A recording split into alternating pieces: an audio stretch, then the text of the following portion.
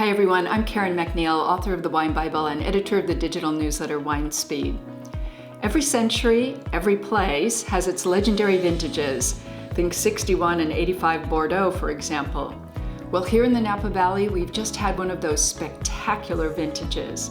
I've no doubt that 2023 will go down as one of the most phenomenal vintages ever in the Napa Valley. Every winemaker I've talked to about 2023 has been nothing short of ecstatic. Elegance, I would say lush, and I would say diverse. Generous, consistent, and delicious. Dynamic, balanced, and graceful.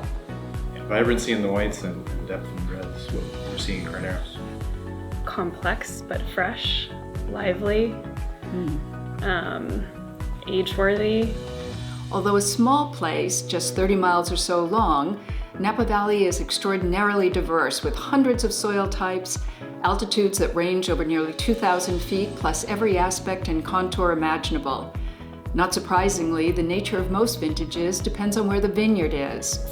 But in 2023, from east to west, Calistoga to Carneros, Atlas Peak to Diamond Mountain, and everywhere in between, 2023 was a miraculous year. The long, cool growing season was like a slow, steady heartbeat. The proof is already in the wines themselves. In my tastings, the Cabernets and Merlots, at just a few weeks old, were already deeply flavorful, graceful, fresh, and so silky, they were just captivating. The Chardonnays and Sauvignon Blancs were, at the same time, restrained and voluptuous. Well, I think it just has a sort of a glossy finish to it. It's not just a smoothness or a softness or an elegance of tannin. It's really a mouthfeel. 2023 began late and cool. That didn't surprise many winemakers. After all, during the 22-23 winter, when the vines were still dormant, Northern California had been drenched by more than a dozen atmospheric rivers that dropped loads of rain, thankfully replenishing groundwater.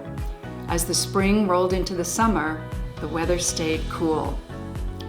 Napa's winemakers, used to late summer heat spikes, braced for them, but none came. By the end of August, ripeness was still tracking about 2 weeks later than usual, and still the gentle weather continued. Clear skies, cool sun, no heat domes, no fires, no rain. Over September and October, the grapes continued their magical slow ripening. The tannins matured gently, layer after layer of complex flavors were laid down. Sugars progressed evenly. You could feel the excitement all over the valley.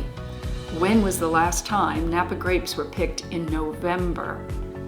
Winemakers always talk about balance, a concept critical to both red and white wines. Thanks to long, slow, coolish ripening, the 2023s have balance in spades. But they have something more than that too. They have beauty. They're rich without being heavy. Freshness hums through the fruit, giving the wines an exceptional sense of aliveness. They're electrically vivid in color, and even young, they have long, long finishes. Megan Zobek, the winemaker at Burgess, may have said it best. I think I told someone the other day that I'm not sure we'll see another vintage quite like this vintage in our lifetime. Thanks for watching. Cheers.